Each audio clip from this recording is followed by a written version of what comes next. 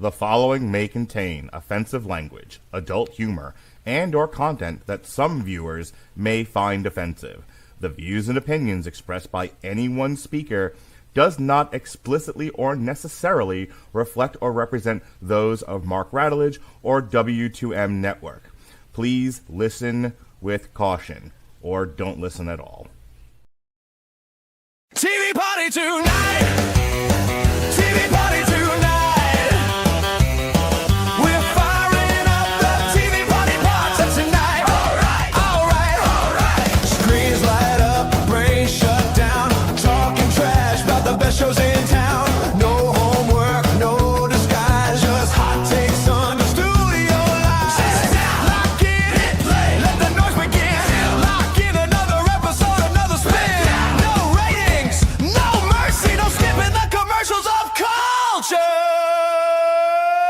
TV party tonight. TV party tonight. Same screen, same fight, same damn podcast tonight. All right. Yeah, that's your first time hearing our new theme song. What did you think? I like it, although I kind of miss the Futurama crew a little bit. I know, right? It caught me off guard, but I like it. It sounds like it's not violating any copyrights or anything. So Yeah, you see, Mark didn't tell me that he did a new logo and a new song. So the first time I hosted, I was just literally like, what the hell was that? That's the way it works here on the Radulich and Broadcasting Network. We don't alert our staff of anything. We just show up and then it's like, oh, okay, apparently this is a thing now. Good to know. Hello, hello, hello, and welcome to TV Party Tonight. I am your host, Alexis Aina. Joining me, Mr. Andrew Rosecou, freshly de-thawed from Vault 31. How's it going? still cold, still suffering a little hibernation sickness, but I'm good. Thanks for having me on again. At least you're not blind. Sorry, the minute one girl was like, am I supposed to be able to see now? I'm like, aw, someone took notes for Return of the Jedi. I mean, come on, we all saw the reference. I love a good Star Wars reference. Love it. Absolutely. Speaking of which, before we get into our show, what did you think of the trailer for Mandalorian and Grogu that got released today? I like it. It looks like a high budget episode of The Mandalorian, basically. Mhm. So I kind of dig it. Yeah, I mean, I really don't have much to say. I'm kind of confused how he has the Razor Crest again because of where they left off in the show, but I'm sure they'll explain. I hope it's not something they explain off camera. Hopefully they explain it in the movies Oh, probably yeah. early on. But yeah, I'm excited. I'm game for everything Star Wars. So yeah. Absolutely. Been a huge fan of the Mandalorian series, and it's like, so excited for this. It's like, It's gonna be exciting to finally have another Star Wars movie in theaters again after so know, many right? after so many proposed like projects. Like, okay, this one's actually real. This one's actually going to arrive.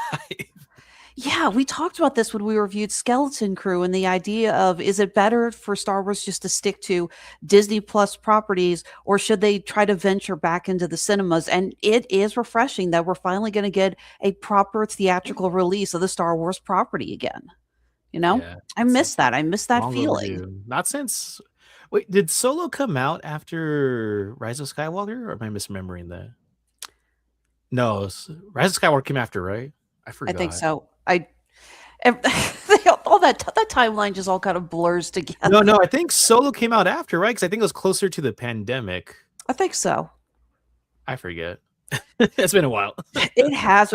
Yeah, anything pre-pandemic is just kind of lumped into one solid ball of wibbly wobbly timey-wimey. There, fine. I cater to the Whovians. I hope you're happy.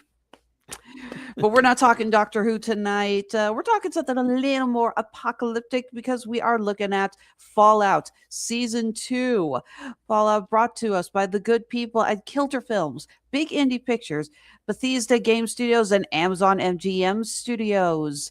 This is the second season, bringing us Ella Purnell, Aaron Moten, Kyle MacLachlan, Moises Arias, and Walton Goggins as characters who try to navigate the wasteland and the vaults as we start to question exactly what is going on here. What are these plans? What is phase 2? What happened in Vault 31? And where exactly is Mr. House hiding? Because if the house always wins, I think we'll get to that. we'll get to. Okay, so we didn't get a chance to review season one. Someone else reviewed season one here on the network. Was not a part of that. They wanted it for themselves. I was like, okay, fine, whatever. Go have fun. But Andrew, what did you think of the first season of Fallout? Just in like 50 words or less. Okay, 50 words or less. All right. I'm not counting strictly, so don't worry. I'm not going to come after you with a yardstick or something. I want to use a lot of compound words and just like squish them together. Attaboy. I love season one. Season one is fantastic. It kind of is more closely related to Fallout 1 and 2, whereas New Vegas is basically really centered around Fallout New Vegas, which is a whole separate side game. So it was much fresher for me because I never played the first two Fallout games. I've only played all the ones since then, 3 New Vegas and 4 and 76. That's what a lot of people say. You know, I see a lot of Vault-Tec cosplayers at the Comic-Cons, and they say the same thing. They talk about 3, 4, and New Vegas. I never see anyone talking about 1 and 2. It's like BioShock 2. It just apparently in the mind of the gamers, it doesn't exist. Well, I've never played any of the BioShock games, so I can't attest to that. But the thing is that 1 and 2, those were isometric kind of, PC RPGs, like way before Bethesda ever acquired them, because they belonged to I forgot the name of the other company that had them before, but yeah, they bought out the Fallout license later on, and then 3 was like the first first person, third person, shooter. And they completely changed the gameplay, completely changed how the mechanics work. So I'm only acquainted with modern Fallout, which really starts like in 2008 with 3. And so, but back to your original question about season 1, I enjoyed it. I don't know why.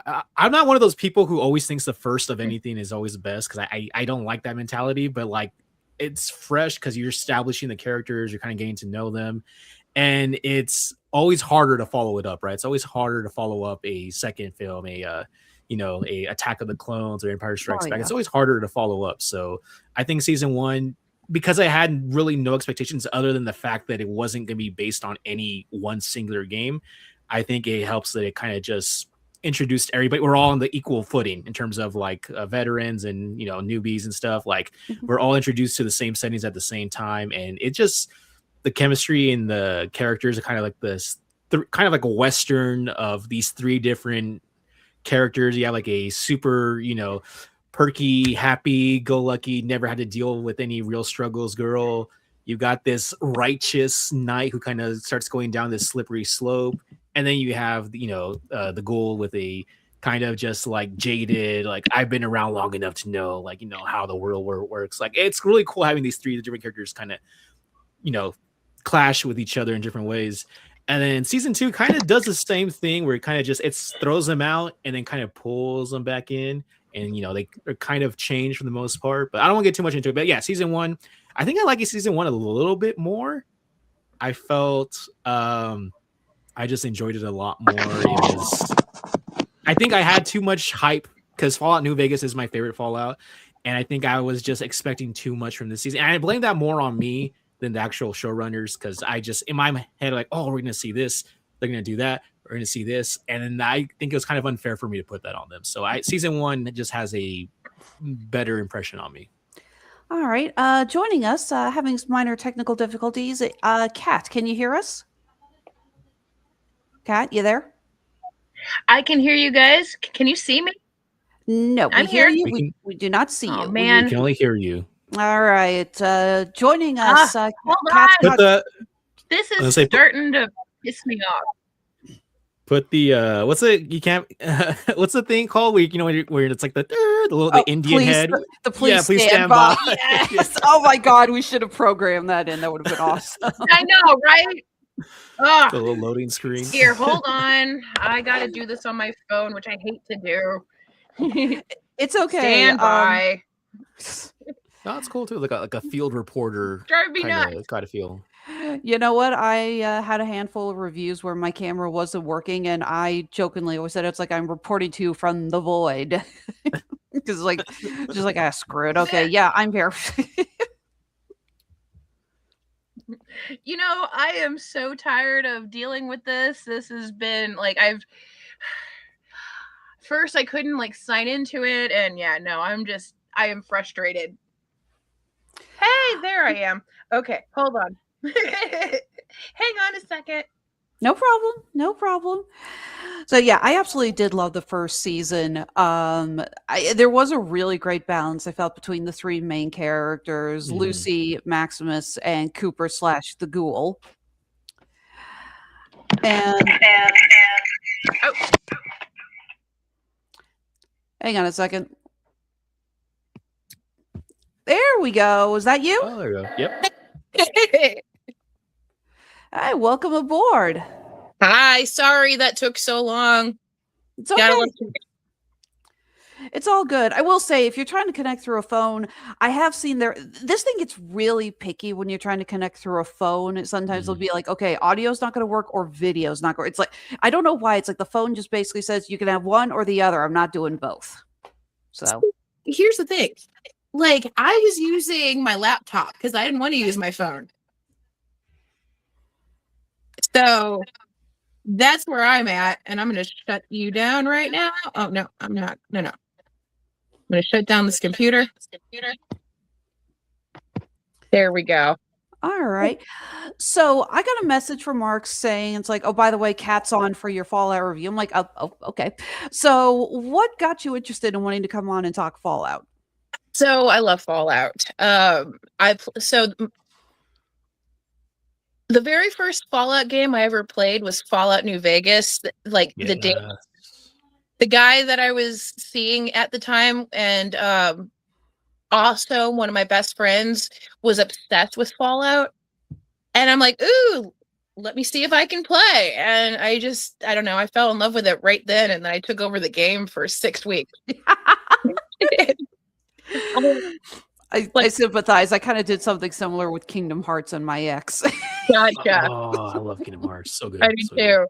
Yeah. So like I would play this game around the clock. Like all of my days off, I would wake up, immediately get on my Xbox, play for hours, probably play until like 4 or 5 in the morning, and then go to bed, sleep a couple hours, and then come right back. Like I would, yeah, like I would like spend hours just grinding on this game. And it's one of the only games that actually like where my conscience came into play. Because like on Grand Theft Auto or whatever, you know, like I'm running over hookers, I'm shooting pedestrians, no big deal, you know. I love how because I lived through the Grand Theft Auto 2 Vice City wars with the parents fight. I was like, you can do what with this game? So I just love how casual you can mention about it. It's like, yeah, I was killing hookers and Yeah, well, like I'm sniping out pedestrians, I'm lobbing like grenades at cops, but for some reason Fallout like brought my conscience into play, because like this deals with slavery, this deals with horrific abuse, because post-apocalyptic America is brutal and unforgiving and dangerous and scary. I didn't want to contribute to that. Also, it's like the game is so much easier if you actually talk to people and not kill, you know, like don't shoot first, ask questions later, you know, like goods are cheaper. You're not constantly having to like dodge bullets if you're not killing everyone. And also, if you kill bad guys, you get karma. I forgot about that. Yeah, the karma system. Yeah. Yeah, like I think I actually killed like a powder ganger or two, and I'm like, ooh, you've gained karma. Yeah. And then pretty much as soon as I met what is it? Volpus and Colta in Nipton, and he's like, "Yeah, we killed the whole town." I'm like, "Oh, fuck you." I love that. I actually like that character a lot. He's so like calm and just kind of cool and just like chill. It's kind of sad that I guess for the timeline it wouldn't make sense for him to show up, I guess, but yeah, the Powder Ganger, like she mentioned, Alexis, that was another faction in New Vegas, but they don't show up in the show because No. they're pretty much wiped out before the show even takes place. So yeah, Yeah, pretty much. But oh my god, when Caesar's Legion, like when Lucy saves that woman, and I'm like, Mhm. wait, why do I know that outfit? yeah, yeah, Yeah. just And a I'm like- white like tunic kind of thing. Yeah, And I'm like, oh no, they're going to Cottonwood Cove. They're Caesar's Legion. And I'm like, oh wait, hey, Macaulay Culkin is playing. That's actually just as good of a place to start as any. What did you guys think about Macaulay Culkin playing this Legion leader? The potential new Kaiser. You gotta make sure you say it right. Man, I love Lucy. She's like, wait, it's Caesar. Because the whole Latin thing. Yeah, I actually looked it up. Apparently, the Romans would have pronounced it Kaiser. The soft C was, I guess, something that was more introduced through. I think they said it was the Catholic Church that actually changed Okay. the pronunciation, if I read that correctly. So yeah, she's like, it should have been soft C. I'm like, no, actually, they're correct. Congratulations. yeah. In the game, everybody outside of that faction calls him Caesar. Mhm. Well, And only within true to Kaiser, only within like the faction do they say Kaiser. So yeah. So the only other person that has never been affiliated with the Legion who pronounces it Kaiser is Marcus, the super mutant who Okay. lives up in Jacobstown. Oh, Who's- okay. I don't remember that. It's been a while. But yeah, seeing the guy take his mask off, and I actually shouted, "Holy shit, Kevin McAllister!" I know, right? I forgot completely that they announced he was in this season, and I was just like, of all the people I expected to see under the helmet, that was not one of them. Did you hear about how that happened, Alexis? No, No, it didn't. No? Please. So enlighten apparently us. when Macaulay and Brenda Song, his wife, they were watching the first season, like I guess he's a really big Fallout fan. Oh sure. And he was watching it, and his wife just kind of like you could be in this show if you probably wanted to, right? And he's like I don't know, like should I try? And she kind of convinced him to just try because he's like a big Fallout fan apparently. Mhm. And yeah, it was that easy. I guess it was as easy as just like asking like if he could have like a role, and like they put him as the legate, right? I think it was like a legate. That was his rank. he was. I don't know if he had a name. He's just the legate. Well, Like, I'm saying I- because he had like the mask, right? The big like Yeah. elaborate mask Yeah. for the legate uses. Yeah. Like I've been calling him not Legate Lanius for like oh, it's not Legate Lanius. Yeah. I just kept saying, "Oh, it's Macaulay Culkin dressed up in Roman armor." Yeah. Like I said, just that caught me off guard so much. And I do love the whole side plot with the Legionnaire. You got they got a civil war going on because essentially the old Kaiser's body has ended up in what is essentially no man's land. Yeah. They are going nuts trying to kill each other from getting to the guy's pocket to find out what he actually said in his last will and testament. Right. Mhm. There, and the will literally says, "Yeah, it ends with me. No more Kaisers." And Macaulay Culkin's just like, "Nope, kills the only witness, eats the evidence, Eats the paper. which that has got to be the nastiest tasting thing ever, considering how long that thing's been in that So dude's gross. pocket." Only for Coop to like completely blow both factions up, which snaps to him. I was so excited because I fucking hate the Legion. Like I've played Fallout New Vegas probably, I don't know. I've done full playthroughs probably 4 times, and I can never side with them. I don't know why. No, I did just to get the trophy, the achievement for it, for that Okay. ending. Yeah. Yeah, I guess it would be good to play one round if you're trying to do a completionist style. But I do love how well they paint them, especially with their rampant sexism. So Right. even if Yeah. you're not a fan of the game, the minute you see how they treat the women, the woman who leads Lucy back, and it's like, nope, you're dead too. It's just like the minute you see it's like, no, I'm okay hating these guys. Exactly. Like pretty much as soon as I met them in Nipton, like it was like I turned into Boone, you know. I was the last thing they never saw. Like I would, yeah. Like, and yeah, I saw a video of somebody like, you know, here are ways to kill Caesar. So I picked, okay, my personal favorite is to go into stealth mode and then reverse pickpocket Pickpocket, C4 a grenade. Oh, okay, a grenade or some kind of explosive. I figured, yeah. and then like and then you throw out mines, you know, frag plasma does not matter, just mine. And then So- you like and How then about how about getting high on drugs and taking on an entire squad of Elvis impersonators? no, I love Keys. those guys. The keys. I'm not gonna lie. It's like I looked up later about who the Kings were, but just watching it, I was like, I didn't know seeing an army of zombie Elvis impersonators is something I needed to see in my life. But I am so glad I saw this. I freaking love that scene, and I love how well it plays into the game. Though when you take certain Yeah. drugs, everything slows down, and you've got an Yeah. advantage. And then Lucy at the end's like, "I think I want a cigarette. Do you have a cigarette?" And Ghoul is literally saying, "One addiction at a time." Wild know. Wasteland perk, yeah. Oh, Andrew, did you clock the 3 crazy little old ladies? Yes. freak Yeah. The ones in the Vault-Tech building with their yeah. They were just missing the what do you call it? The rolling pins. Yeah. Yeah.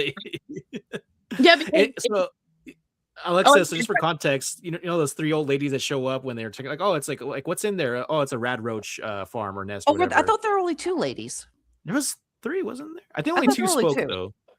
If there was a I third saw- one, I didn't see it because only 2 did speak. So if there was a Yeah, third only one, 2 of I them didn't hear. spoke, but that's like in the game. There's if you take a certain perk in the game, there's a Wild basically Waste- a group of elderly women who go around terrorizing the wasteland with rolling pins. That's like Yeah. that's their thing.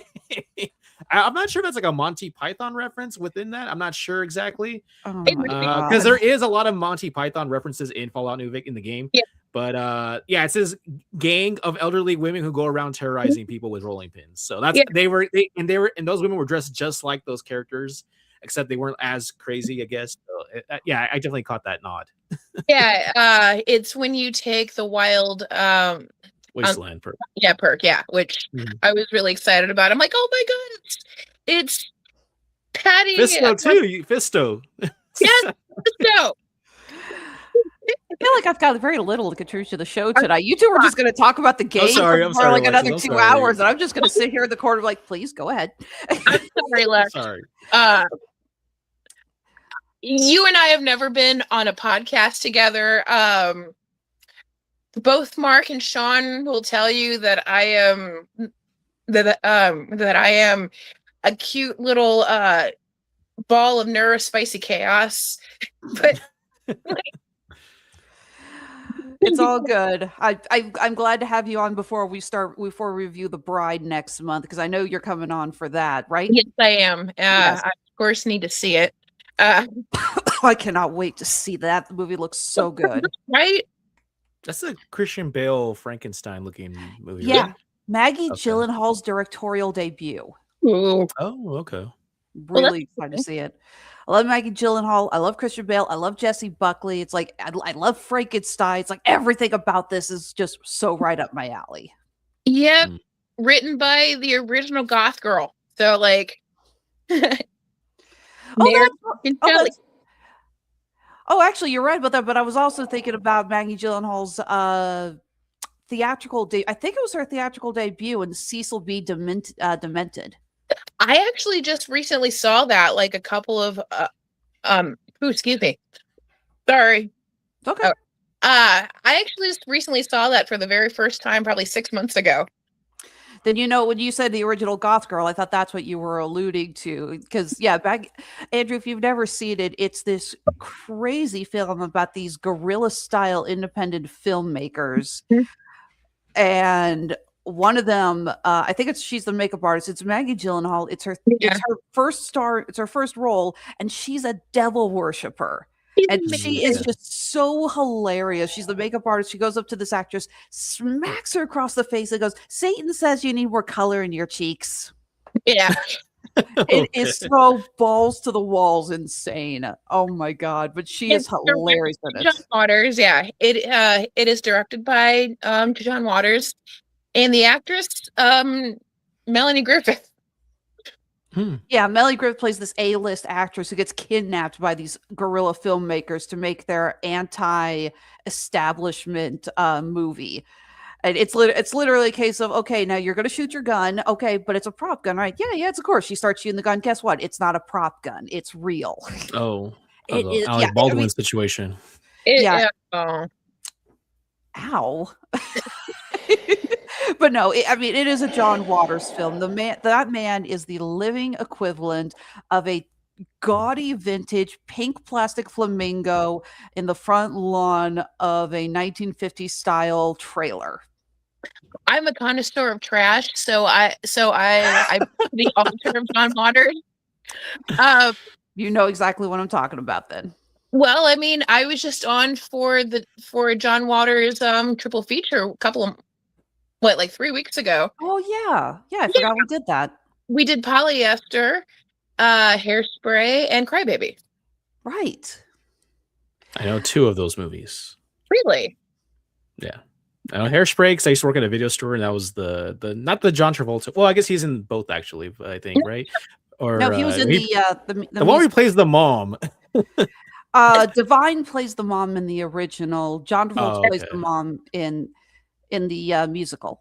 Yeah. Oh, okay, that's the one I saw. And then I seen I used to walk by the rows of old videos, and we had Crybaby, and we were just Johnny Depp with the little tear thing. Never seen. Those are the 2 I know. That was my first one that I've ever seen. All right, so back to Fall. We are getting way too distracted. Go ahead, Alexis. Go ahead. And one of the things I also love about the show is how will they incorporate their flashbacks? Because we're not just watching The Wasteland, we're also watching the storyline with Cooper Howard, and essentially it's a mystery as we're learning who actually did launch the nukes, who is to blame for Armageddon. Because we thought at the end of the first season that his wife Barb said, okay, let's have Vault-Tec launch it. We find out at the end of, or midway through this season, that wasn't her idea. That was Michael Emerson's character, who was alive back then. I feel like the subtitle of this show could be, how the hell are all these people still alive? Because what we're seeing, it's like, okay, so we know the ghoul's alive because of the radiation. We know Steph, Hank, Betty, and them are all still alive because they were cryogenically frozen. How the hell is Lee Moldaver and the doctor still alive? That we have not gotten an answer on yet. I figured it was just like the same thing with Hank, cryogenics. It's possible. Like I said, it hasn't been answered yet. So, we keep seeing these actors appear in a 200-time jump, and it's like, okay, so either there is a blue box outside, or cryogenics or something. I don't know. I want to know how this is working. But the mystery with Cooper is so much fun. Walton Goggins is an amazing actor, and it's kind of funny that for the longest time he was just. He played cowboys a lot. I think the first movie I ever saw him in was Shanghai Noon. He was one of the accomplices to Owen Wilson's gang. And then and then I remember seeing him in Predators, where he's a serial killer, like released from jail. He gets put down with all those mercenaries on the Predator planet. Wasn't that Topher Grace who was a serial killer? Topher Grace was the serial killer who wasn't caught. Yeah. Oh, Walton Goggins was the one in the prison uniforms. Like, no, he's a serial killer too. He just got sloppy. Yeah, I forgot. You're right. That movie, I don't care what anybody says. That movie fucked. I like that movie too. I really enjoyed it. Yeah, I like it. I like Adrian Brody a lot, so I like that one. I do too. And I loved all the other actors. Yeah. But and and then you see him as the one of the bad guys in Ant-Man and the Wasp, the second Ant-Man movie. So it's very interesting to see him come from all this, and now all of a sudden he is just this icon, A-list leading man. There were all these articles with him after this and White Lotus about how he's got all the sex appeal now, and I'm just in. The guy from Shanghai Noon and Predators has sex appeal. Baby Billy himself.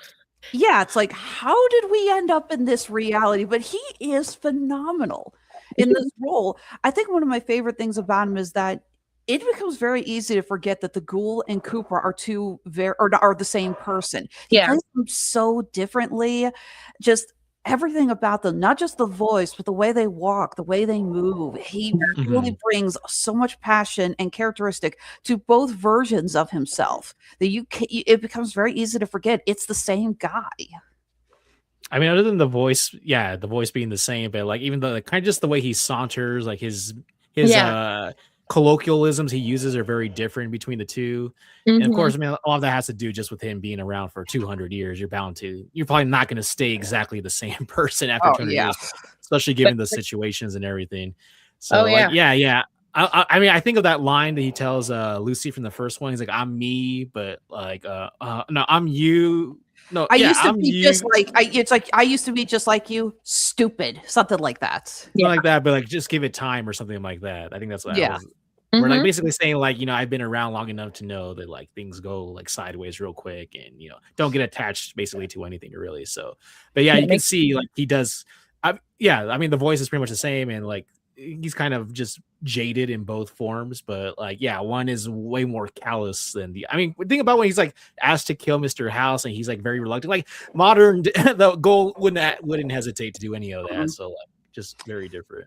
Yeah, and Cooper says, like, I can find a way to get you get you what's in that briefcase and get you the cold fusion without killing anyone. And yeah, he does. And again, I love the conversation he has with Howard when he goes up to his penthouse.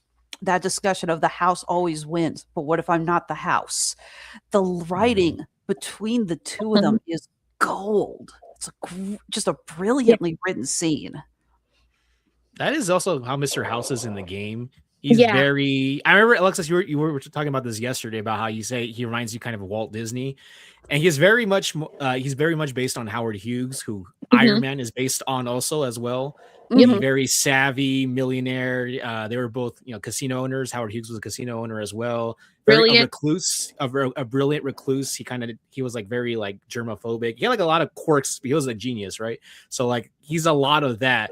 And to see like just how he's like, I've calculated everything. I've seen all like the different outcomes. Kind of like that's very much in line with him, with the character in the game as well, where he basically has I've been planning things like hundreds of years in advance, and he's just kind of like that.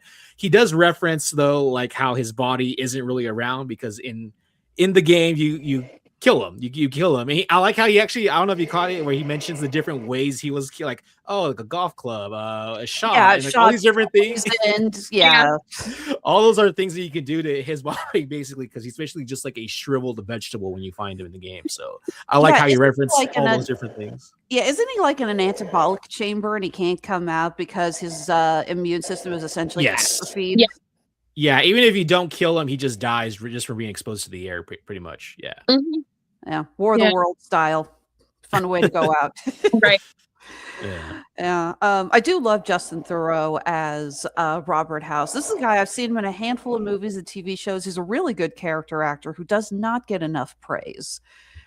Yeah, but I was joking about how he reminds me of Walt Disney, and I guess it's funny because when you look at it, Walt Disney and Howard Hughes looked virtually identical. Yes. And that style, the hair, the slick back hair, the little black mustache, rich 50s vibes. Yeah. Yeah. It's like, that is the style you see pop up every time you need a fictional megalomaniacal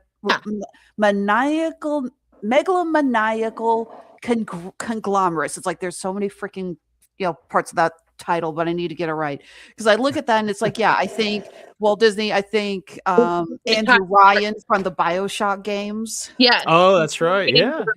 I did play the first one, so I do know who Ryan. Yes.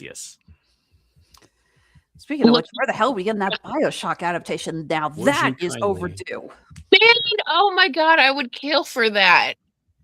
Because part of the reason, I mean, honestly, Fallout was my gateway to like console RPGs. Mhm. So I played Fallout first, and then I played all the Bioshocks. No, I adore the first Bioshock movie, and I keep hearing we're supposed to get a movie I'll tell you this, if Amazon does a TV show similar to how they're doing Fallout with Bioshock, I am so on board with it. Because if they Me too. handle it the way they're handling this, yes, please. We get a nice little back and forth between someone exploring the ruins of Rapture and flashbacks to them, or to Rapture in its heyday. Just, oh my God, that could be so good. And let's hope they have decent CGI artists. Otherwise, the production design is going to cost them everything. The whole city's underwater. Yeah. Yeah, It's a lot of exactly. effects. Yeah, no kidding. It certainly is. So I love Bioshock 1 and 2 so much. I liked Infinite, but a little bit less so because they weren't in In Rapture, they were in Colombia. yes. Like I loved Bioshock 2 so much. I plagiarized the shit out of Eleanor's speech with the good ending for my mom's eulogy. Yeah. Oh, I nice. plagiarized the shit out of it. Wow. I was like, you know what? I'm the only Radar person. steel. Yeah. They say. Yeah, I was like, I'm like, you know what? Eleanor said everything that I wanted to say, and I can basically guarantee you that no one's gonna clock this, and they didn't. Hey, you know what? I gave my grandmother's eulogy talking about how I gave her the sorting hat quiz, and she ended up in Hufflepuff House. So nerds think alike. Indeed, we do.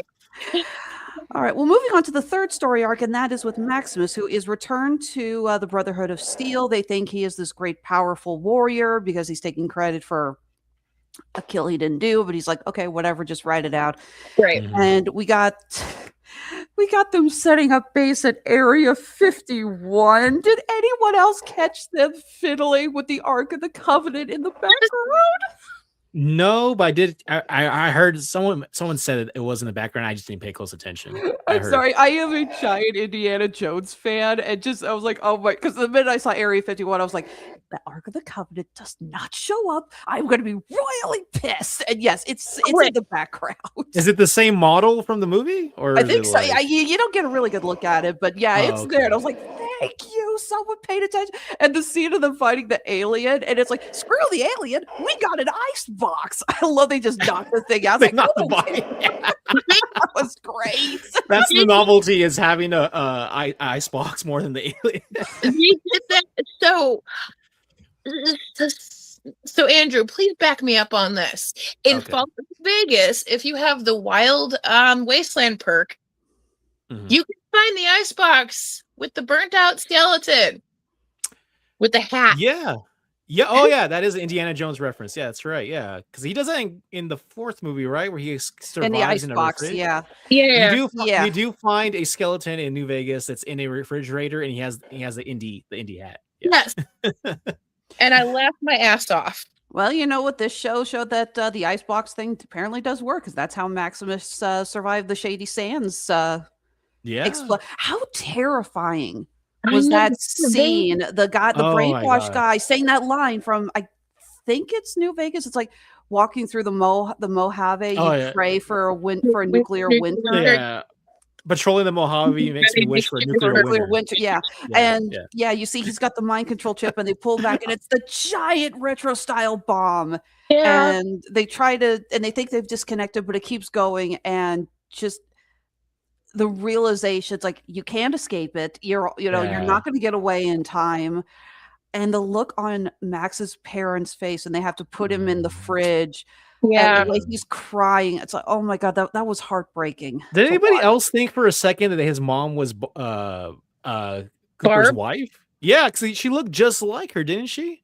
So very similar. Very Right. I similar. think just the hairstyle, maybe that's what Yeah. it was.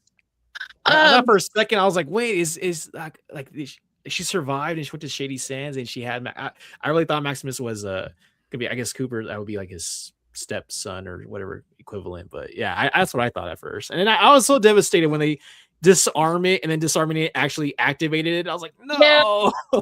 That was heartbreaking. oh my god. So I have an 8-year-old son, and like watching that like brought me to tears Mm. because my biggest fear is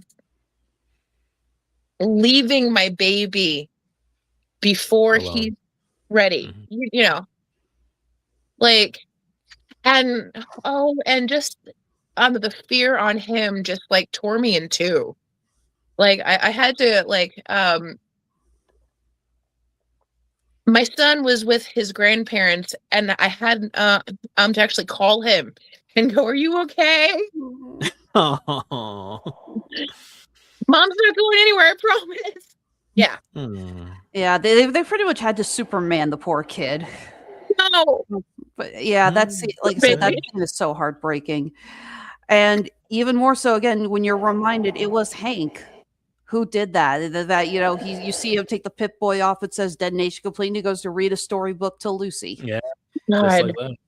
Yeah, Hank's character, it is kind of scary how Kyle MacLachlan has made a history of playing very nice, upstanding, proper characters. Mhm. And to see him bring all of that and He's doing no these for fuck's sake. horrible, yeah, doing all these horribly evil things, but still with that same, oh, I'm just doing what's necessary. I'm convinced it's the right thing, is scary as hell.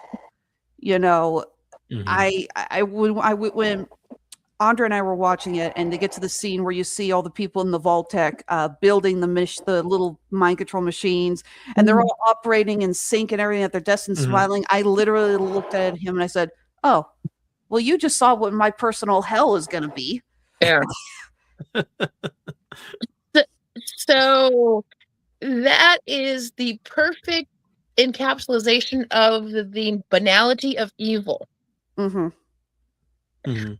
Like during the Eichmann trial in, what was it, 1960, 1961, I want to say she was either German or Israeli.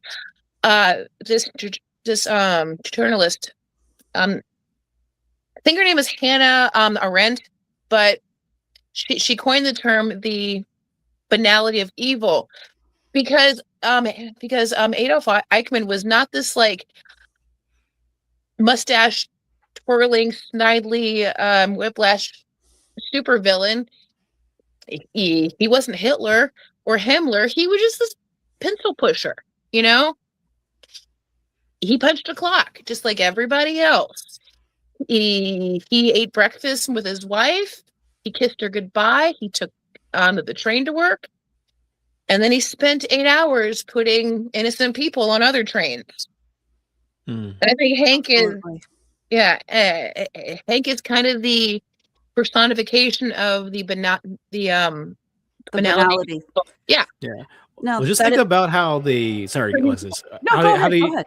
how they show as Lucy kind of follows in his steps, she kind of sees like what he leaves behind, where like the guy who's like split, like his stomach is compressed because he like basically stepped on him. Or Yeah. just think about so much of the testing and fine tuning he did on that little receiver thing with the mice over and over and over and over, and then finally he moves on to human trials, and like the music is all like the kind of happy 50s kind of just like jolly music playing in the background. Yeah, it's the kind of music you hear about when you see a video of someone just going about their business in a factory with a big old smile on their face, like pull the lever, push the button, let's go to work. Mhm. Oh my God, so many exploded heads. That jingle, jangle, jingle. Yeah, it's the musical Fallout. And let me tell you, I love that they are using like the soundtrack to Fallout New Vegas. Mhm. Yeah. It's so good. Like, Yeah. if you, I was gonna say, go check out the soundtrack on Spotify, you guys. If you haven't, they really did some amazing research to get some killer songs on this from the time period, ending both seasons with the Ink Spots. First is Yeah. I Don't Want to Set the World on Fire. This one is What's Worth Fighting For, which is a Yeah.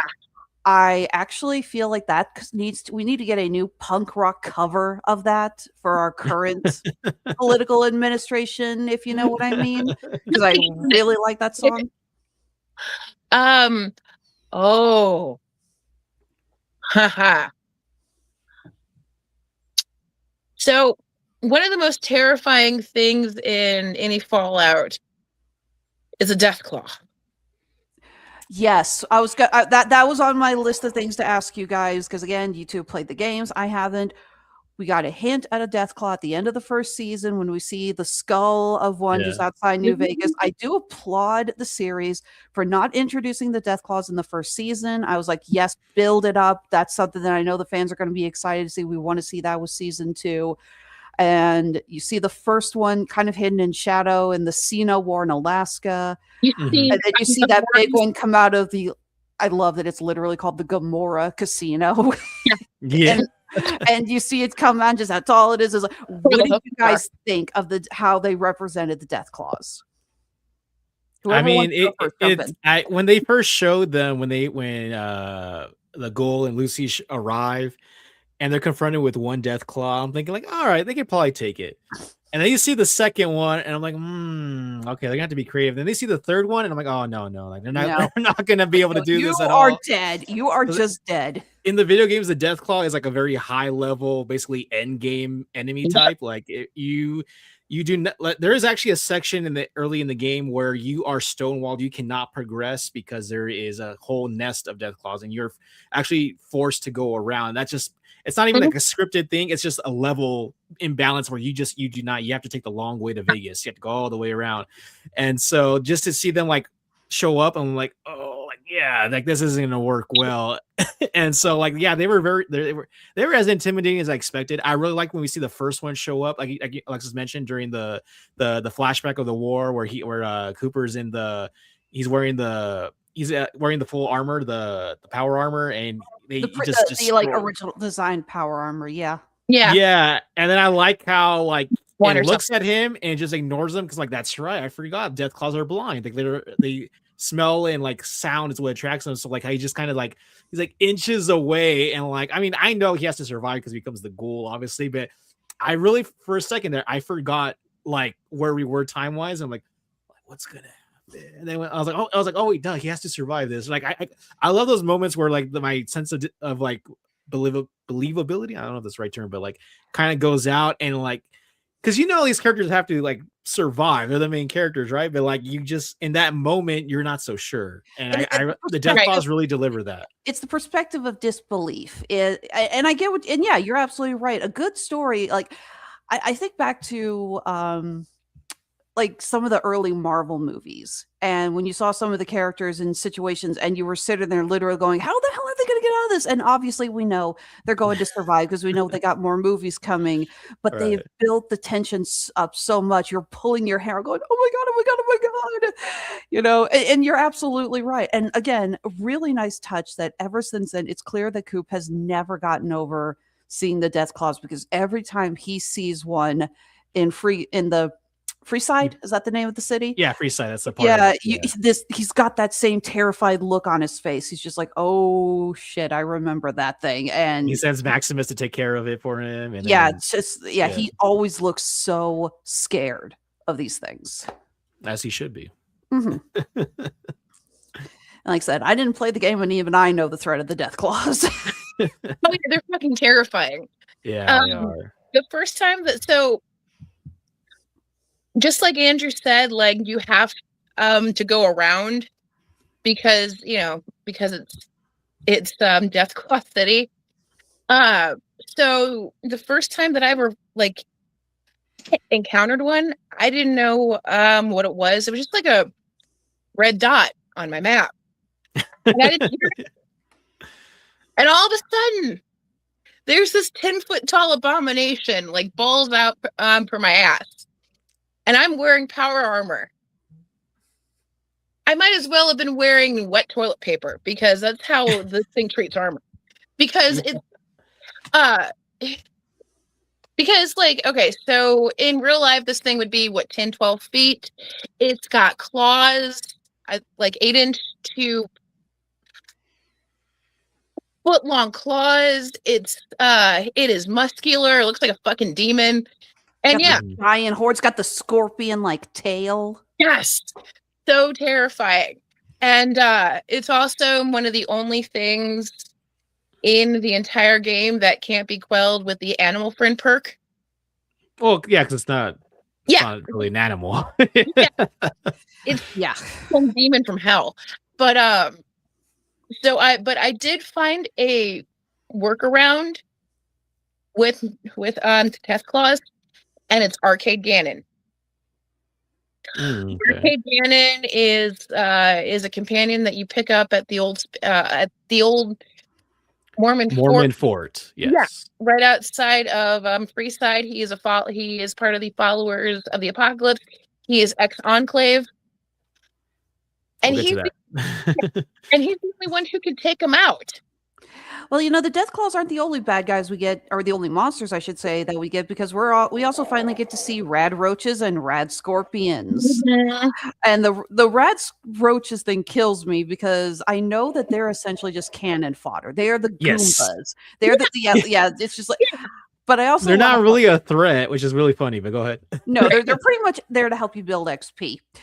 But it always makes me laugh seeing them. First of all, because they were so Pretty useless, great. and yet they took out that entire room of middle management. It's like, Yeah. oh, you were killed by the lowest rung enemy in the game. That's pathetic. I mean, it's basically what they train you on when like Yeah. they're Mhm. doing the initial tutorials of the game. Yeah, it's the equivalent of like a giant rat in a fantasy game or something. Like I said, it's the equivalent of the Goombas. Yeah, yeah, Exactly. yeah. They could kill you if you don't, do the right. If you're not thinking about it, but they're Yeah. stupidly easy. But I always makes me laugh because I remember when Andre was playing Fallout 4 the first time, and after he awakens out of the cryo chamber and he's Yes. trying to find his family. But it kills me because he kept wasting his ammunition trying to kill the Oh, those- roaches, and he they're so was a heart-burning when you shoot. terrible shot. And I was like, "Oh my God, save your bullets! You cannot hit these things." Just smack them. Just smack Yeah. them. It's like, go get a club. Okay, go get a large club. They are literally lying all over the place, and Yeah. use that to kill the roaches, please. Because just watching him just die repeatedly for never being able to hit the stupid bugs was, oh my God, that was murder. Although, like I never did well with a melee either, so I can identify with that. I always use guns and other ranged weapons. Like, what am I gonna do with a crowbar or a baseball bat? Same ammo. Mhm. Well, bullet well, blades don't need reloading. But Oh, well, what did you guys think of the rad scorpions? We do get to see those pretty early on in this season. Again, it's kind of cool to finally see some of the other monsters that have, been, yeah. I'm trying to remember, were the rad roaches and rad scorpions thanks to the Force evolutionary virus, or were they just kind of like natural? Radiation. That's just I think radiation. it's just radiation. Yeah, yeah. They got the Godzilla treatment, basically. Yeah. Mhm. So I think the rad scorpions were an abomination created by the Big Empty, along with the Cazadors and the Deathclaws. Oh, I wish we would have saw those. The Cazadors are cool. I Those things are terrifying. They- hate them though. Well, don't forget, we do have a third season coming, and we actually got some really awesome build-up for the third season. We've got phase 2, which Betty manages to get the Pip-Boy to the Enclave. So, and she says Mhm. release phase 2, which we know has to do with the forced evolutionary virus. Yep. The idea that they may Yeah. be releasing that into Vaults 32 and 33. Which means that we are probably going to see super mutants. Yeah. Oh, We speaking of got which, the small. Yeah, we got the small tease of one where we did see. Yeah. Go ahead, Alexis. I'm sorry. Go ahead. yeah, I was gonna say that was actually the next part, and you caught who was playing that super mutant, of course. Yeah, Ron Perlman. The Mhm. man who says the line in every game Yeah. or That never was- changes. Although I'm not going to lie, As much as I love seeing Clancy Brown as the president, Yes. because Okay. Yeah. I know he does a voice for other roles in the Fallout games. I was kind of hoping Ron Perlman was going to Yeah. be the president. Yeah. Me too. I did too. Kind of I was like, I thought that was gonna be him. Like at first, because they kind of look similar. They have this Yeah, they've got rectangular very, head shape. very strong facial Features. skull structure. Yeah. So it took me like a split Dude. second to realize it wasn't Mhm. him. Yeah. I mean, Clancy Brown is what, like 6'5" or something. He was Yeah, he was terrifying. Kurgan in Highlander. Yeah, exactly. It's hilarious because now most people are going to remember him as the voice of Mr. Krabs on SpongeBob. That's him. Yeah. Yeah. That's the voice of didn't Yeah, it's know like that. one generation knows him as the Kurgan, the other generation knows him as Mr. Krabs. I can't imagine. Dang, I can't imagine him in the voice booth, like what, like doing all that. I can't imagine. I See, just know because he's also because he's in Clone Wars. He's a Savage Mhm. Opress. I know and I can hear the sound as much. I mean, the voice comes in much clearer as that character, but I can't imagine him as Mr. Krabs. That's funny. I didn't know that. See, I always think of him with as the voice of Lex Luthor from the Justice Yeah. League animated series, because I have argued this time and time again whenever we talk the Superman movies. I said, look, I will say Nicholas Hoult is the best on-screen live action Superman we have gotten in a millennia, but I will never say he's the best because Clancy Brown will always be the best Lex Luthor to me. Just like Kevin Conroy will always be the best Batman. Yeah. Honestly, I feel the same way about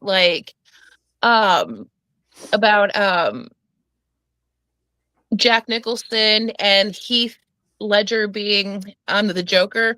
Like Mm. they are neck and neck for best live action Jokers. But no one's ever going to beat Mark Hamill. No one is ever gonna. Yeah, no one will ever hold a candle to Mark Hamill. Agreed. And also, I would also throw my hat in the ring for Peter Weller as the voice of Batman in Dark Knight Returns, because he's also amazing.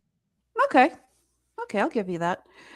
But yeah, so we have Ron Perlman, Super Mutant, manages to pretty much save the ghoul's life after he gets frickin' defenestrated thanks to pissing off Lucy, and she uses the power fist on him. I love that. I love it too, but I was kind of hoping to see the power fist used in more of a climactic battle. It's like, really, Lucy, you wasted the power fist on that? I don't know. I just liked how it had like an outrageous price. She's like, I'm just gonna steal it, which is very Fallout like. I don't know. For me, it was kind of like watching that first Doom movie, and you see them fire the BFG, and it doesn't really go anywhere or hit anything. It's like, come on. You know, we see you get this awesome weapon from the game, and it's like, and that's what you use it for. That's it. Come on. You know, that's just me. But another thing that was actually brought up. So we got the Super Mutant who saves him and talks about how there's a war coming between the ghouls and the ghouls, the Legion, and he says all thanks to the Enclave. So we do know that we're going to see a war in New Vegas in the third season, because now that the Legion's got Macaulay Culkin leading them, and the New California Republic has shown up finally in Vegas to help out. Yeah, it's going to be ugly. You know, they're going to be very ugly. Battle for Hoover Dam Part 3. Yeah. Oh, they don't even mention Hoover Dam at all in the show, I think, right? That's like a big focal point. That's a big focal point of the game. I was surprised they didn't mention that. I was hoping we would see more of the casinos as well, but we didn't really delve into that like at all, really, other than the Gamora and the 38. We didn't really see any other ones. Yeah, I did notice that, because I know there's all this buildup about the crime families that run the casinos, that serve under house, and they do not get mentioned at all in this season. No, you don't see it. Meridas, no. What are the cannibals called again? With the mask, get their name. Oh, on the White Gloves. There, the White Glove Society. Yeah, you don't see any of those because you're not in there yet. Because they were tribes until Mr. House reactivated himself and was like, all right, guys. Yeah. Oh, yeah. I could see the lack of Mr. House all that time. Right. Like a void. Yeah, that makes sense. And also, we're not going to see What was the gang that Bibini was a part of? I know what you're talking about. I can't remember. Shoot, I can't remember. Well, let me ask you guys this. We know that Ghoul and Dogmeat, God love Dogmeat, he's such a good know. boy, are heading to Colorado because Ghoul finally gets to the management vault and sorry, Ghoul, but your princess is in another castle. And he sees the postcard that his wife left behind that said Colorado was a good idea. And he realizes like, oh my God, she specifically left this for me. I finally have a sign that they're alive. So he's heading out that way. And Lucy and Maximus have been reunited in Vegas, but now we got the Legion coming in and we got the NCRs, setting up. And are Lucy and Maximus going to stay in Vegas? Do you think they're going to hightail it out of there the first chance they get? Or do you think they're going to stay and try to help the war? What do you guys think we're going to see in the third season? Are we going to see a real bloody multi-episode war, or do you think our main characters are going to cheese it? Oh no, that's a tough one.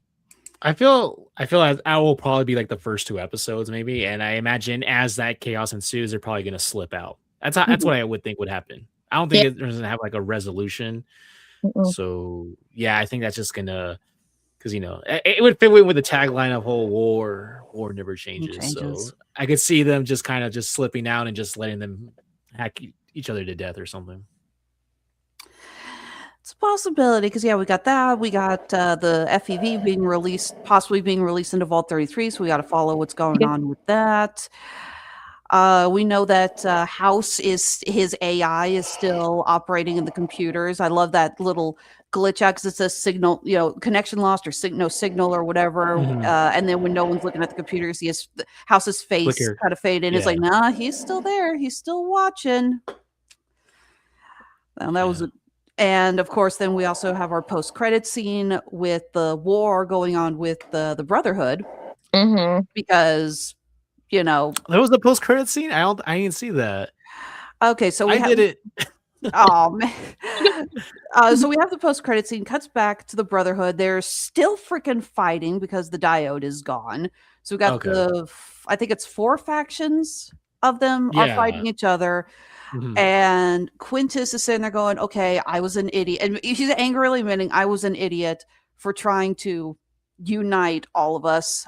I'm done with this. I'm sick of it. And Dane comes in and hands him something from the archives that he was told to find. Forgive me. I know the actor playing Dane is trans, but I don't know how they are identified. So forgive me if I'm using the wrong pronouns.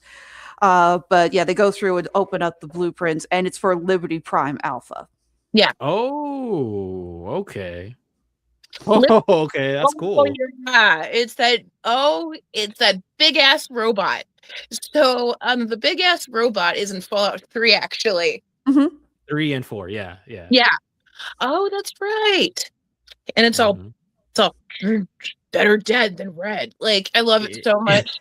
It throws out like very patriotic little colloquialisms. It doesn't. There's a really good one in 3 where it kind of parodies Optimus Prime, where it says freedom is the right of all Americans or something like that. Kind of like the freedom is the right of all sentient beings that Optimus says. He kind of puts a spin on it. But yeah, basically Optimus Prime, Liberty Prime, I'm sorry, is basically the Brotherhood of Steel's like secret weapon. It's like their kind of their bunker buster, like their kind of mini Death Star thing that they take with them. So that totally makes sense. That's awesome.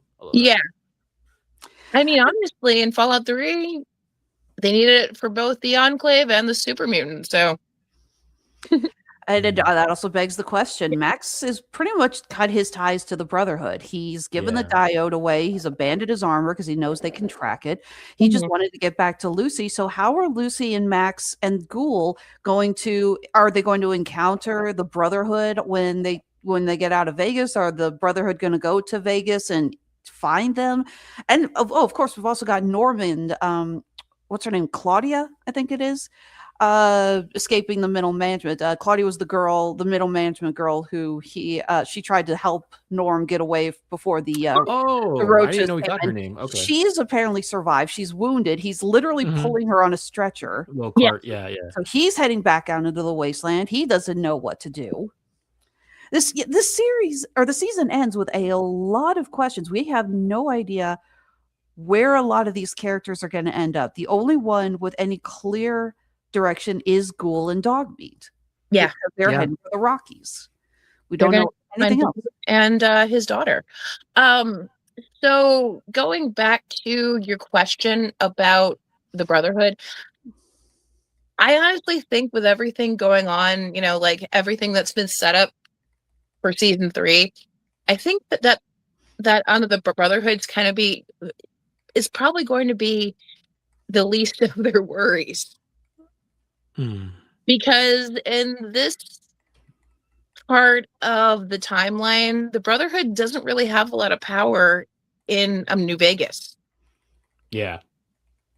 Well, even before, even in the games, they don't really have. They're not a big presence in New Vegas. They have just a small little bunker out in the off to the side. Right, yeah. Yeah. It's kind of like the Empire on Tatooine, you know, Yeah.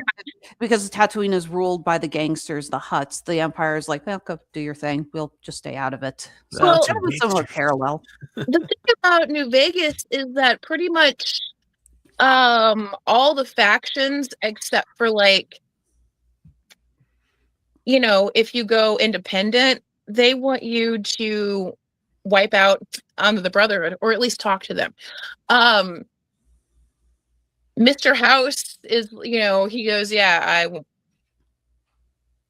want you to kill him. And when you ask why, he goes, because they're ridiculous. Yeah, every faction in the game just has it out for the Brotherhood. And that's pretty much how it is in every game, really, that I've played for Fallout, where they because of their whole preservation of technology and hoarding weapons, they're always the bad guys to every other faction in the game. Even the bad guys, a lot of the time, they're just kind of there. Like, people don't like it. Like NCR initially wants you to wipe them out for what happened a couple years beforehand. And you know, and then I think you can use a speech check or a science check to like Yeah. renegotiate terms or something. But yeah, everybody else wants you to take them out. I mean, they are protagonists in Fallout 3, but really because the Enclave wants them dead. And under the Brotherhood seems to be the only positive presence in the capital on Wasteland. So Yeah. In that game, yeah. yeah. All right. Let's see here. What are my other notes? Oh, episode 7. Our apologies to Canada. Oh, you know what? As soon as this new regime took over, and they're like, "Yeah, we're gonna take over Canada," I'm like, "Oh God, no! The resource war's all over again." Greenland, right? You're thinking of Greenland, I think, right? Was there Canada talk? I don't remember. Yes. He actually said Canada should become our 51st state, and it wasn't like a big meme, but looking back on this now, I've realized there was probably a handful of gamers who said, we played Fallout. This doesn't end well. No. The annexation of Canada, yeah. Yeah. Admittedly, I kind of wish we had gotten a little bit more about that, because I know there's a scene that says Uranium City in Internment Camp, but apparently Uranium City is a real town in Saskatchewan.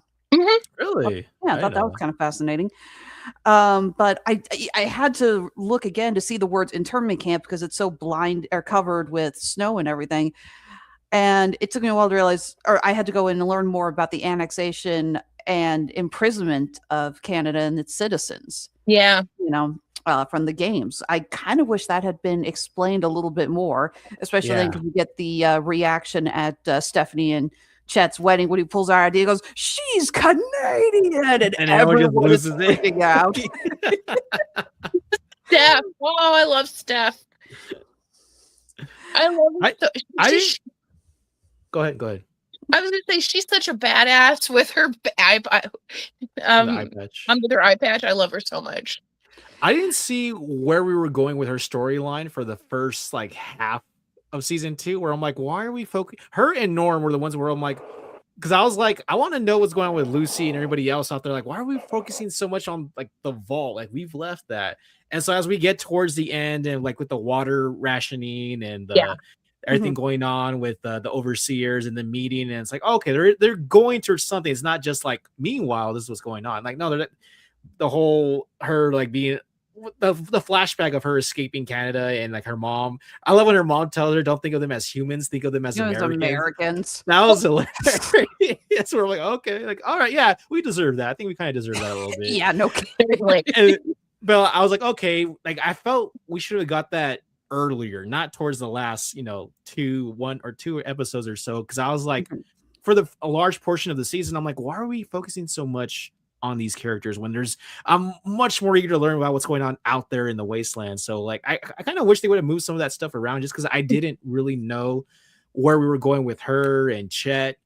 The forced wedding, I'm not even sure what the forced wedding is for, because they were kind of just already living together, and it's not like this is like a very religious society in the vault anyway. So I was just kind of like, why are we focusing so much? And then the whole thing with Norm escaping, like, I don't know how many episodes we spent on him trying to escape the vault, and he basically frees all these other like cryogenically frozen Vault-Tec employees. And I was like, where are we going with this? Like, oh, okay, it's going to lead to the discovery of the FEV virus being instigated by okay. So I kind of wish some of that stuff was a little earlier, because I just found myself not really caring about those two particular characters like that much until the big reveal. I'm like, oh, okay, that's what we were getting at. That's fair. Someone actually suggested that Norm and Claudia are going to run into Ghoul on his way to Colorado. And it's like, how hilarious would it be? It's like, oh God, it's like you're her brother. Just like just realizing who he's talking. Like, I can't escape these people. And again, I also did really enjoy just sort of getting a look at how things are operating with the vaults. And it's fascinating. I thought interesting, because early on in the season, we find out that one of the vaults, their water chip has broken, and they're no longer getting clean water, so they got to ration it. In a later episode, we get a flashback to Barb going over things with the Vault-Tec company, and literally it's like, so this is how we want to drop the bombs, because we think it's going to look a lot more, a lot better for the ads and everything. And one of the guys actually says, the water chips are faulty, but we can pick which ones will run out of water first. Yeah. And it's just, and it's disturbing just watching these people. It's like, okay, so we're going to have this amount of destruction, and these people are going to die, and our sales are projected to go through here. Just, oh my God, it's so messed up. Oh yeah, like if you dive into a little bit of the lore, you will see that over half the vaults are like experiment vaults. Like control groups, yeah. Like the one that they come across where they find out with the chips, and they were actually brainwashing them into becoming communists. Yeah. Oh, that's right. Early on, yeah. I mean, there's a vault in the lore where the blast doors were designed not to close properly, so radiation gets in, kills half of the dwellers, turns the other half into ghouls, and that is the necropolis. Like, I forgot about that one. Yeah, that town shows up, I want to say, in the first Fallout. There's also one where it's a clone vault, and it's all Gary. Gary, yes. That's Fallout 3. It's just Gary. Endless Garys. All they can say is Gary. Yeah. You just say their name like a Pokemon. That's creepy. What else? A lot of them are just control groups for like experiments that Vault-Tec wanted to run like after the fact, after the bombs. And, Yeah. There's one I think that was only like, it was just with children only. It was like they killed all the adults for some reason. That was like the experiment. It was just all these kids kind of just running the joint, kind of like they made a Lord of the Flies vault. I was gonna say like Neverland with the Lost Boys, but yeah, that works too. Yeah. So it depends on where your level of optimism is with the outcome. They kill the adults. They separated the adults and children when the child gets to like a certain age, they move on to the adult Mhm. vault. So no killing. However, in Vault 34, they basically the experiment boils down to, what if we just gave them automatic weapons? I think there's one also. I can't remember the number, but there's one where it's all women and one guy. Yes. And I think the women just kill the guy straight out. I think I'm trying to remember. God. Yeah, like you find that in like computer logs, but you never come Yeah, across a lot of that. it's just like background information, like audio logs or video. Yeah, in the background. Yeah. but, somebody at the game developers was they basically just gave a room of people, said, I need to come up with some lore. Just let your most depraved thoughts Yeah. go nuts. That's actually pretty accurate. My favorite vault in Fallout New Vegas is Vault 34, which should be next to 33, but it's not. It's basically, what if we gave them all automatic weapons? And that's where the boomers come from. Mhm. Okay, I want to see the boomers Oh, in the that's next the one one. at the Nellis Airfield, right? Yep, The- they are okay, at yeah, I Nellis remember. Aerospace. Yeah, I want to see them in season 3 so bad I could taste it. That would be great. Yeah, they kind of rediscover like aerial flying again after like so many hundreds of years. I It's a loved cool, it, it's a cool yeah. premise. Yeah. Like, because you're supposed to just go over there and say hi and maybe like ask for help if you Mhm. want, but like there's a prospector and he's like, look, here's a map, like all, like they are all on guns. We'll have all the explosive ordnance. Yeah. Exactly. So here's the map. Now, whether or not that map is accurate, I'm still not sure, because every time I've crossed it, I'm usually like crippled completely until until Pearl, who is I want to say the de facto leader, she points me to like the doctor. But yeah, the boomers are my favorite minor faction in the entire game. I think I would like to see a little bit. Again, we saw a little bit with I can't remember which vault it was in the first season that was being led by the one guy with one eye, and we saw this with the vault where they were all being brainwashed. They were being experimented on with the mind control chip.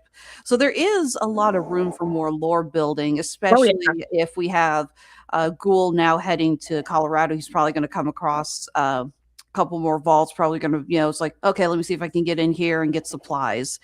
Although one of my, actually, it's funny because I think my favorite character in this whole season, and it sounds weird, it's Thaddeus, who we found out was becoming a ghoul in the first season, and then he's literally running a caps factory with a bunch of little kids. Yeah, child labor. Yeah. Yeah, and I love the way he's trying to, when he and Max team up with Ghoul after Dog Meat goes and gets, because Dog Meat doesn't understand get my packets. He says, "Oh, okay, I'll go get my master help." It's literally Dog Meat go. It's like, what's that? Timmy fell down the well. It's so funny. And Thaddeus is trying to talk to Cooper, just like, yeah, a couple of ghouls, and he's like, yeah, so I got this thing on my shoulder, and it's, oh my god, I was having an Army of Darkness moment. Yeah. And when his arm falls off, and he gets like, oh, well, that's normal, right? And he's not becoming a ghoul. No. Yeah. So again, that's why I keep talking about the forced evolutionary virus, because I'm watching going, has he already been, I don't think he's a ghoul. It's like, was he exposed to that instead? And someone pointed out, wait, what? Sorry, something just like, is he becoming a centaur? Someone pointed that out in another video, and to which it said centaur, and they said it's not what you think it is. No, it's not. Yeah, it lines up with the features of the teeth going down Yeah. chest, and they have no arms. Centaurs have no arms. They're just like a mass of appendages with like a long tongue, and that's way more in line than with a ghoul, because even when Cooper looks at him like no, that's not he doesn't say it, but that's not normal. Ghouls don't have extra teeth on their bodies, and and No, they don't they lose don't. their they don't limbs. lose limbs easily. I mean, they do sometimes. I mean, you can shoot off their limbs and they'll keep going, but they don't just drop Yes. off just because. No. I don't remember if they're in Fallout No, they are. But yeah, no. Centaurs are bad. I mean, if you've ever seen Frankenhooker and like I was thinking more of the movie Tusk. close, maybe. Yeah, that's closer actually. I will send you a clip of Frankenhooker. Oh God. But no, like Thaddeus is my favorite character. I love his optimism. I love the way he is around the kids. It's like the dude is running a child labor sweatshop, but he's so cute with them. Like, what do we always say? Most kids are dead by this age. And then when he picks up for them when Xander tries to kill them, he's like, no, they're kids. Yeah. And oh my God, Thaddeus I forgot hiding about in Xander, yeah. Xander's armor. Yeah, that is just one of the funniest I know. things ever. Just I'm trying to watch him get out of the boat, like, ow, ow, just oh my God, I love that scene. The physical comedy in this show and the humor is just like is right in line with Fallout New Vegas. It really is, because I mean, the game can get real dark, but like it always has that like gallows humor. humor. Mhm. Yeah. Yeah. I love when the in the beginning, I think it's the first or second episode, where that lady is selling the flea with his flea Oh suit God, the flea suit. for two caps, and then oh, she's like, "You God. know what? I got some crackers in another pocket. Do you want?" They're like, no, I'm good. I'm good. I'm not joking here. I nearly threw up when I saw not just when you went like that, but when you actually saw the fleas still alive, Like jumping in in- the- Oh yeah. God, I wanted to barf so bad. I mean, trust me, You do eat bugs in the game. You can eat Oh, sure. bugs. Yeah. rad road sticks. Bloat flies. Yeah. You know, But Dan that is- Brown did write about how crustaceans and cockroaches are really not that distant. To which someone said, "I'm never gonna eat a lobster roll again." Oh, I Really? love lobster. I I love love lobster. That's lobster like my too. favorite food. Yeah, but what is a lobster if not a giant cockroach that lives in the sea? That's why I wonder. Mm-hmm. I'm like, would a cockroach But- taste the same? I'm curious. Probably not, though. I No, feel like the because flesh wouldn't be as good. No, because cockroaches don't come from the sea. I mean, I can go through 2 pounds of crab legs in about 5 minutes. So, like, I understand. I Yep. love snow crab legs. Oh, I I don't like never working get for tired it. of I don't like having to. Oh, do that's all the that. fun though. like Especially doing when that. you're sitting with someone else and you crack them open and they get showered with the juice. That's why I don't like instead of you. pistachios that much. I don't like having to work for it. Same way I about know. ribs. But, like, yeah, like, I feel the same way about, like, ribs. However, I will put in some work for crab legs, especially Mhm. if it's them for me. Mhm. Yeah, like I was maybe 6 or 7, and my mom gave me my first piece of crab leg, and then like my face lit up, and she goes, "Oh God damn it!" I'm like, what? She goes, "Now I got to crack them for you." I'm like, "Yeah, you do." Speaking of crabs, they haven't shown any Mirelurks in the show yet, have they? No, they have not. Oh, okay. That's a very Um, common Fallout enemy. I'm surprised we haven't seen that yet. Well, Yeah, I'm sorry. Go ahead. Oh, I'm sorry. They haven't really been near a body of water, have they? Because Okay, they've that's true. come out True, of Lake true, true. Mead. True. Yeah, no, California to Vegas and now into Colorado. So, do those things are they solely saltwater or freshwater? No, Fresh. there's freshwater ones too. Yeah. Okay, then It's maybe just- we'll yeah, be near able- a body of waters where they would. Yeah, they're just giant crabs, basically. Yeah. I mean, so the first time that I ever played the game, I went crab people. walk like man, taste like like people. yeah. It's like Don't look like crab. Well, I can't remember it. It's a South Park reference, Andrew. Like, Oh, okay. yeah. No, like, so I have a photographic memory when it comes to this game for some reason, and they come out of Lake Mead. And you Yeah. find them when you're doing the quest line for the boomers. Because You gotta one pull of out the B-52 out of the lake. Yeah. Yeah. Well, it wouldn't surprise me if they're limiting the budget for how much they can do with a lot of the monsters. I mean, again, those death claws and the roaches and the scorpions looked incredible, but it's pretty clear that they only have so much to work with. And if they probably try to start spending the budget on all these other monsters, it's going to get out of Sure. hand. right. Plus, I like the idea that you still want to see some more monsters. Obviously, the biggest enemy in the game is always going to be other humans, the Yeah. Legionnaires, the Brotherhood of Steel. So you don't want to blow all your monsters in the right away in the first season. I like the idea. It's like the more seasons progress, the more we're going to see more and more monsters. You don't want to blow all your monsters, huh? Speaking though, real quick, I just remember right now we were talking about, we mentioned the Legion and NCR. Kat, when we get that scene that's straight out of the intro for Fallout New Vegas with the when the sniper with the big 50 cal, and then he shoots and you see the flames and it follows the bullet just like the intro of New Vegas. I Yeah. love that. I absolutely love that. That was so cool. Did Did you catch that, Alexis? When they did that, when like the NCR shows up, like, and the NCR Rangers like perched up in the balcony. Yeah, that And he is picks a up- direct shot from the game. I remember someone mentioned that. You're right. I love that. That was so good. Yeah, like it's got the NCR Ranger power armor, and he's holding the anti-material rifle, which There is you my go. Yeah, favorite 50 cal. weapon Yeah. in the game.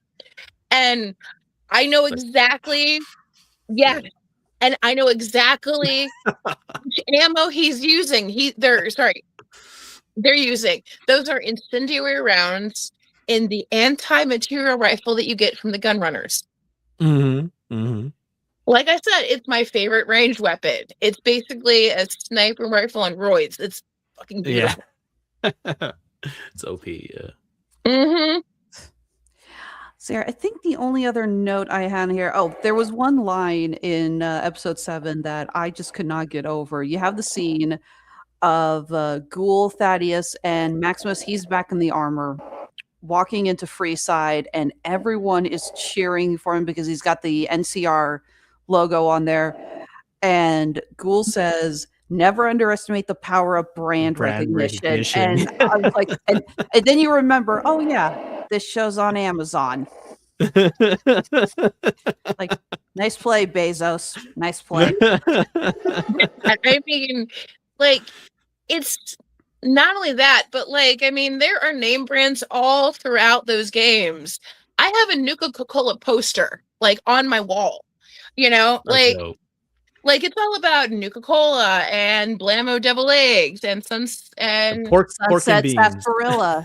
Yeah, did you see Steph steal the pork and beans from the guy on the way to the border? Yeah. Like- Yeah. yeah, like it's Well, like I mean, like, yeah, it's a parody of that, you know, the whole classic Americana stuff. Nuka-Cola, Yeah. I mean, you don't need to know. I mean, you know, it's basically just Coca-Cola, right? And it's just like Mhm. how prevalent that stuff is everywhere. Like the branding of everything. Like I'm Mexican, and I can tell you in Mexico, like Coca-Cola is life. You go to work in the morning, you're having a 1 liter Coke for breakfast with like a piece of sweet bread. Like that is Coca-Cola. It's very prevalent in soccer, which is a very big part of Hispanic culture. Like Coke is everything. So like showing like, yeah, Nuka-Cola is basically the equivalent. Where like, have you guys, I want to try, I know Costco carries them. I haven't gotten any of those drinks yet. They have like the Sunset Sarsaparilla, the Nuka Quantum, was it the Nuka Quantum Cola? They have like I think it's the Jones soda, right? They have like the license for those drinks. Have you guys Oh, okay. I don't think I've seen them. The only time I've seen things with Nuka-Cola is I see there's a couple of dealers who have made like lava lamps Mhm. out of That is a out of Coke fantastic bottles, idea. and they put the Nuka-Cola logo. They're so Oh, good. that is so cool. I want to say, okay, I need to get one of those. That's a perfect like merging of those two things. Yeah, That's I cool. want one so bad. And also Mexican Coke is goat. It really is. Mm. Absolutely. I love Mexican Coke. 'Cause Pure they give sugar. real cane sugar. It tastes so much better. And this is actually interesting. This is something Andre constantly brings up, is that you always get Mexican Coke in glass bottles, and he insists that something about the way a glass bottle funnels the soda Mhm. when you drink it. He says it tastes better It that does. way as opposed to when it's in an aluminum can. Now, Yeah, and I see his argument, but I'm curious if you two have any input on that. I will say yes. So I had not seen it. So I've lived in St. Louis my whole life. I spent 2 months in Wyoming in my early 20s, and I saw Mexican Coke for the first time. And yeah, no, it's great. It's in the big ass glass bottle. It tastes like actual Coke. Like it tastes like Yeah. what Coke would have tasted like in 1945. Yeah. Yeah. Well, that is part true because the whole corn syrup lobby has kind of made sugar very prohibitively expensive to use here in the States. So that's why, just for cost reasons, that's why they make it with the corn syrup. Yeah. But I have heard, yeah, I mean, I've tried it in a glass bottle, and even when you go to Mexico, like when I go to visit family there, I pretty much only see it in glass bottle form. I think they do. I've seen 2 liters here and there, but no one drinks the 2 liters. It's really just the individual glass ones. Mhm. I don't know for sure if it being glass matters or if the shape, like you said, Alexis, because I know for like draught beer like Guinness, the cup shape does matter. Like for the foam, for I guess it foams or fizzes a certain way. I know that Yeah. does matter. It has to be poured. Yeah, it has to even be poured like a certain way. So I wouldn't imagine it would be that hard for that to translate over to Coke, I think. Okay. So Well, I mean, we all know Nuka-Cola obviously has higher doses of radiation, and I love actually. There are certain people on YouTube that have they do like yeah, this was a popular drink back in the day. Let's try to recreate it, kind of a thing. These are the guys who really got big on the whole. Yes, believe it or not, you used to drink your Dr. Pepper piping hot, which they did back in the What? 50s. I swear Oh, to that God. sounds so gross. Yeah, sounds nope. so That in the gross. 50s, Dr. Pepper was served boiling hot. That's the way they did it. But yeah, they always talk about how Why? but they always talk about trying to make Nuka-Cola obviously minus the radiation. So there's a lot of jokes about how much extra sugar they have to add into this thing. Yeah. It's like, okay, I'm going to drink this and my teeth are going to fall out, and Yeah. I'm officially going to need insulin shots after this. So back in the day, when my mom was going through nursing school, she worked at this like smoke shop, and they carried Sioux they carried a brand called Sioux City. So it was like Sioux City cream soda, Sioux City. I think I've seen that at Cracker Barrel. Cracker Yeah. Barrel carries a lot of like sodas. Yeah, like a lot of Yeah. old-timey soaps. Yeah, I think I lot think of I've seen old-timey Sioux drinks City at and Cracker Barrel. So my favorite was Sioux City Sarsaparilla, right? that sounds good. I love sarsaparilla, anything. But like you go on Amazon and it's really expensive. Mm. Like to get like a 6-pack, it's like $40 or something. Whoa. Is it real sarsaparilla? Because I understood that you can't have like authentic sarsaparilla anymore. I mean, so the last time I 'Cause had it- Go ahead. so I'm 40 now. The last time I came across a Sioux City sarsaparilla, I was 9. Okay. There you go. So I don't really know if it's real.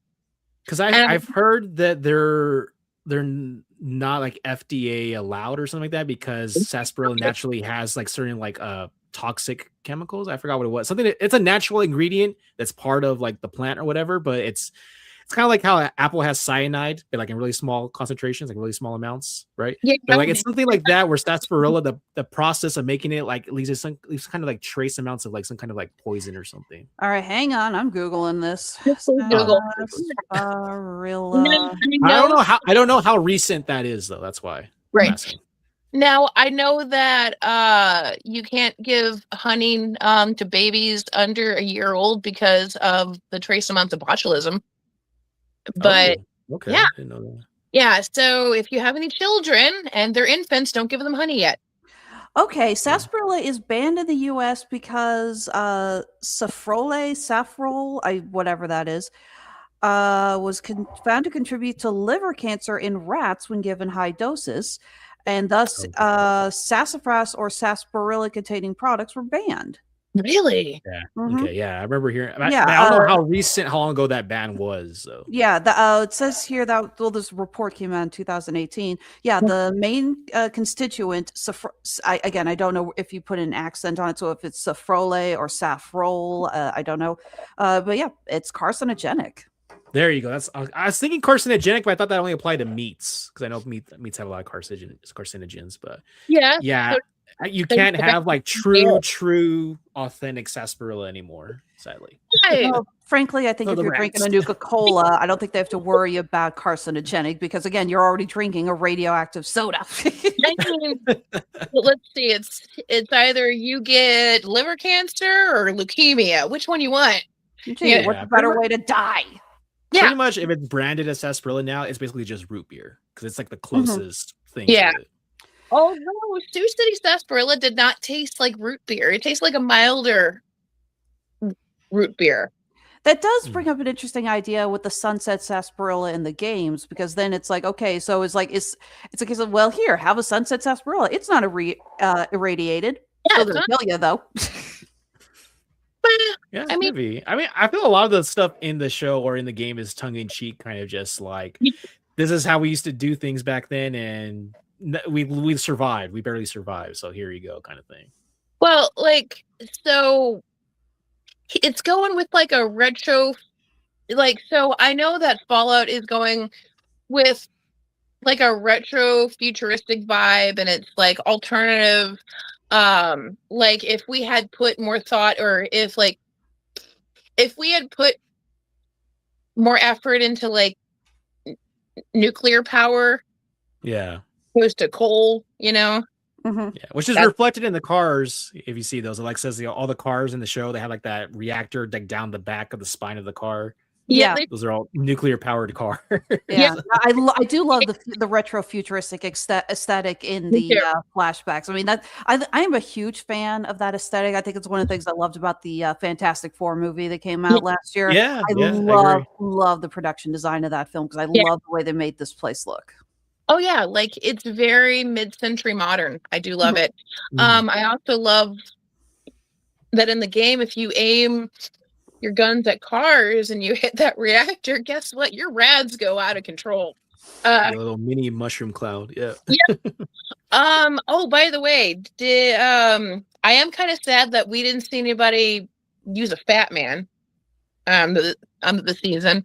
Again, Okay, it's a portable nuclear rocket launcher. Mm-hmm. And again, that makes sense. Like Alexa said, for budget reasons, I could see why they wouldn't introduce that right Yeah. away. well, and again, don't forget, season 3 is coming out. They said they're going to start. Apparently, they're supposed to start shooting within the next few months. Yeah, Really? the showrunners want to not take too long of a break between the seasons. Yeah, Yeah, because it was like a year and some change between the two, right? Mm-hmm. Yeah. Yeah. Apparently, the plan is at the absolute latest, very early 2027 is when we'll get season 3. They are moving right along into this. They want to keep it going. It's big hit on Amazon. The fans are loving it, and again, that's one of the things I love about this show is that strike while the iron's hot. Yeah. well, it's not just that, but as you guys can tell as our viewers can tell from watching this, is that this show appeals to people who are fans of the games and those who have never played the games. If you played the games, there's so many Easter eggs, fun little details you're really going to appreciate. If you haven't played the games, it's still a great post-apocalyptic mystery with a lot of fun elements, some great comedy. The acting is incredible. The set design is amazing. I mean, look at all the details in Freeside. Yeah. You see the posters in the backgrounds of that one bar that the ghoul goes into. And again, I haven't played the game, but I remember somebody told me, it's like, oh, well, apparently those are like all characters that have shown up in the games, and how it's like that level of detail is amazing. Mm-hmm. So I love it. Yeah, I've got a friend who is an over the road truck driver, and he sent me pictures of Good Springs. There is a place called Good Springs. Yes, there is. Yeah, that's where they have the every year they have that big Fallout convention. Nice. I heard the Yeah. name. I wanted to go, but I didn't have the time. It's like a 2-hour drive for me. I wish I could have gone, but Where are you? I live in the high desert. I live in California. I'm like Oh. less than 3 hours from Vegas. Oh, I am so jealous. Because I'm in St. Louis, so like I am way, way, way, way too far east. And I know that you're in Kansas City. yep, KC. hmm Man, I want to go so bad. You know what else they have? They have Wasteland Weekend, which is like Yeah, my cousin goes to that. He goes. Is that like a Fallout version of Burning Man? yes, well, yes, Nice. yeah. He and his girlfriend go to that like every year. Yeah. it's like Fallout and Mad Max had a baby. Like there's a Thunderdome there. Mhm. You know, Well, probably don't have to worry about their orgy tent blowing away. Oh, did you hear about this? Apparently, at Burning Man, What? there's an orgy tent, and someone. Okay, so at Burning Man, you got several stupidly powerful winds because it's a flat desert, Sure. yeah. and they warn you about this, And apparently, whoever did there is an orgy tent, and it was not properly secured to the ground, and it blew away because of the winds. so And everyone's just joking about it's like, well, that's something that you never think you're going to have to explain in your lifetime. So I'm not trying to yuck anybody else's yum, like I am not a kink shamer whatsoever, but Right. Right. You better not be. neither is Sean. So like, yeah, I know I am not gonna yuck anybody else's yum. I'm not a kink shamer. Semicolon, however, comma. Who wants to fuck in a tent? Also, who wants to fuck multiple people in a tent? Also, who wants to fuck multiple people in a tent in the desert? There's no showers out there, are there? No, Ugh. you have to bring your own water. There is no. I know pump that, or anything. yeah. Yeah, Oh, they okay. warn you like before you drive in to find a parking spot. Apparently, they're like, you are in charge of everything. You're in charge of your own water. There are no convenience stores. There's no pumps. There's nothing. It's like you have to take care of everything and bring everything with you. Was it last year where they all got stranded out there or something like that? Something like that. Apparently, there was there was like a sudden rainstorm that blew through, and all the cars got stuck in the mud. In the mud, yeah. Again, it's like the flat desert. They don't plan for this kind of thing, so all the buses that were supposed to come get in, they couldn't get in and out of the mud. I mean, Oh god. if I wanted to have an orgy and light things on fire, just stay home.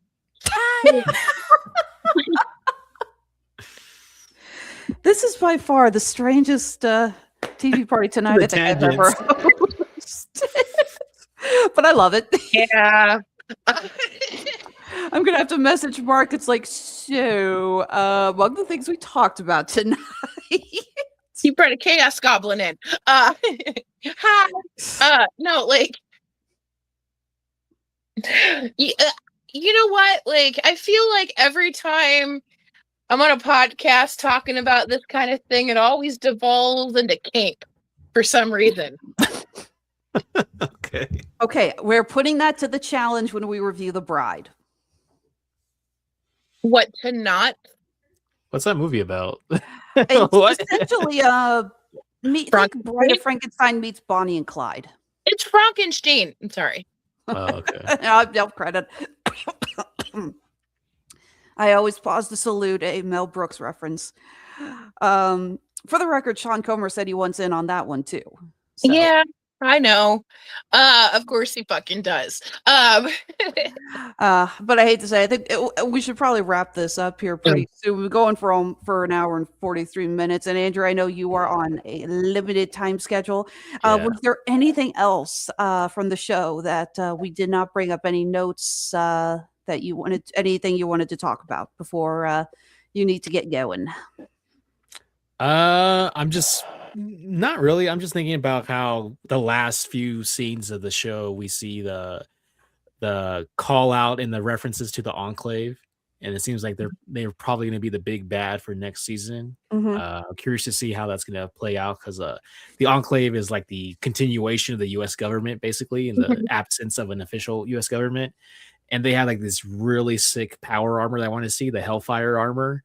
It Yes. looks really dope. So I'm curious if they're going to be like the big bad, or if we're even going to see that really cool armor of theirs. So, and they're very well equipped. They're very well equipped, and they're kind of like the Brotherhood of Steel in terms of like equal footing for like firepower and stuff. So, it'll be cool to see them if they hopefully play a bigger role next season. Now, I am interested because, again, we got Clancy Brown playing the president in just one scene. He's on screen for like 30 seconds, if that. But they do mention at the beginning of the first season that apparently the president of the United States disappeared before the bombs went off, hint, hint. So I think it would be kind of fascinating to see more of Clancy Brown as the president, obviously not in Lucy and Maximus's time, Yeah, but maybe see a little bit flashbacks. more from Cooper's time about how he got the hell out of there before they started dropping the bombs. Because again, that's the big question. We don't know who dropped the bombs. We don't know if it was Vault-Tec, the Enclave, if it was a foreign power. They're really trying to build this up. Poor Coop, he handed over that diode to the Enclave. He pretty much started Armageddon with that single gesture. But, now we got to know, what happened? What he's put the wheels in motion, but what's going to happen? Mhm. That is a really interesting thing, because it's never really explained in the games, but it's heavily implied that China is the one that dropped the bombs because we were at war with them. Mhm. But, going off what they're saying, what the show has become and context clues, I think the call's coming from inside the house, Mhm. Yeah, I mean, there's a line in the actual game where Mr. House talks about how he miscalculated the bombs dropping by like 15 minutes or something. That like he knew that far ahead of what would happen, and he said like, oh, like I was like 15 minutes like off the actual time of when like the bomb would go off. So like he had some kind of inside information on that. So I'm Well, curious to see. He's a mathematician. Yeah. He's freaking Ian Malcolm from Jurassic Park. Right. Yeah, like because he figured out that nuclear war was inevitable, and they had like X amount of time for this. And the reason why New Vegas is like it's like it didn't go unscathed, obviously, but it's in a lot better shape. But like Yeah. the Mojave is in a lot better shape than like Capital Wasteland or Commonwealth or even parts of California. It wasn't hit directly. Yeah, well, because he was able to divert a lot of the missiles Mhm. from the area, which is why like there's a lot of sources of clean water too, which I think is like. But yeah, I'm really again, this show has a great mystery building with it, and I am really enjoying that. That's one of my favorite things about this. So remember, at the end of the first season, when you find out that Hank was the one who dropped the bomb on Shady Sands, I could not stop geeking. I'm like, oh my god, just I lost it. So credit to the show. They are building up the suspense on this, and they are. So this is a great show. Again, the show's on Amazon Prime. If you haven't checked it out yet, please go ahead. I'm sorry, Andrew, you said you need to get out of here. Yeah, I have another Zoom call actually I had to make. So it's important. Okay, odd hours, but yes. Okay, if you have time, did you want to throw out any plugs on where our listeners can find you? I don't have anything going on currently. I have one project that I'm working on, but it's nowhere near like. Yeah, I'm not. There's nothing to plug yet. All right, and I still have you on for when we review A Night of the Seven Kingdoms next month. Yeah, I haven't caught up yet, but I'm looking forward to that. Yeah. Yeah, I haven't started yet because you know me, I got to binge one show at a time. Otherwise, they all Yeah. blend together, and then I'm wondering why is someone from House Targaryen running around in the wasteland with dog meat? It happens. It happens. All right, man. I will talk to you later then, and we will see you in a couple of weeks. You have a good night. All right. Night, Thank you. Andrew. Nice meeting you, Kat. All right. You guys Likewise. take care. Thanks for playing along. All right, Kat, was there anything else you wanted to talk about before we move on to plugs? No, just everybody watching this, please watch the show. Give it 10 minutes and you'll fall in love. Definitely. All right. Well, Miss Kat, since this is our first time recording together, you want to move on to your plugs? Sure. So I'm terrible at social media, but I'm on Facebook under my government name, Kathleen Benton Scott. I've got a movie on Trauma Now called Christmas Chaos. Trauma Now is the first month free. Each subsequent month, $4.99. If you watch the movie, you give us 5 cents, which I love. We are currently working on our second movie called Heavy Metal Massacre Discography. And my partner actually just talked to Rhonda Shear from Up All Night. And so it's possible that she might show our movie. Fingers crossed. Excellent. Right. But yeah, no. I'm just a big old dork with my fingers in some really interesting pies. But other than that, Story of my life. All right. And like I mentioned before, we're going to have you back on to talk about The Bride. We do have a couple more TV party tonight's coming up if there's any that you are interested in.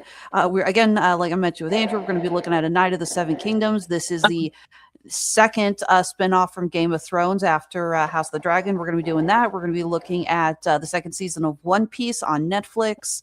We're going to be talking Spider Noir. The trailer for that just dropped with Nicolas Cage. Really excited for that. Don't have it on the schedule yet because HBO Max has not released. I think it's HBO Max. I can't remember which channel's doing it. They have not released the full schedule yet, so we'll get that on as soon as we can. In the meantime, I will also be coming on for some Damn You Hollywoods. In addition to The Bride, I will be joining Mark and Robert to talk about Scream 7. That's coming out. I've been on for the last few Scream movies. Guys and I always love talking about that. I have been dragged against my will in discussing Hoppers because it's a animated film. So, of course, I have to, bear that cross. So look at it's like, oh, look, Avatar stole everything or stole from everyone else. So I guess it's about time Disney finally stole from Avatar. And that is still the thought process I'm going into with that. So we got that. And now on to the plugs that pay me. I will never let Mark go for starting that joke. And that is Honeysuckle Rose Creations, where fashion meets fandom at the intersection of geek and chic. Going to pull up my Amazon shop here. We are still in the middle of our down season. We're not doing any conventions until the end of March. We're going to be coming back strong with Planet Comic-Con here in Kansas City. So excited. Got a crazy amount of celebrities for that. And until then, we do have our shops open on Etsy and Handmade at Amazon. As you can see, we have a lot of fun, geeky jewelry, including, let me get down to it. Where is it? Oh, look at that. Our Nuka-Cola inspired charm bracelet made of Scrabble tiles with all the different flavors of Nuka-Cola on it. Had a lot of fun designing that. Kind of went with a I wanted it to make it look like old vintage Coca-Cola logo. Yeah. So got that. Of course, we also have our Nuka-Cola hair barrette. And if you come see us at the conventions, we've got pins for Nuka-Cola and Brotherhood of Steel, among others. Of course, that's just a small part of what we got. We've got tons of other stuff for geeks of all kinds. So come check it out. Again, our stores are open on Etsy and Handmade at Amazon. We're in the process of opening a Shopify store. If I have time to finally sit down and get my bank account linked to it so people could start buying from it. I've just been so stinking busy. Haven't been able to do that. Yeah. And as always, you can follow us on Facebook, Instagram, Blue Sky, Screw You, Twitter, and TikTok. So thank you so much for listening. For myself, for Miss Rose of Sharon. I'm sorry, would you prefer if I call you Rose of Sharon or would you prefer I call you Kat? So Rose of Sharon Cassidy is a character in Fallout New Vegas. I couldn't think of another character. Like Rose of Rose of Sharon Cassidy is a drunken hoe. Thanks for that. Right. So I was like, you know what? And also, I have a habit of like changing my name to suit whatever the the topic is going to be.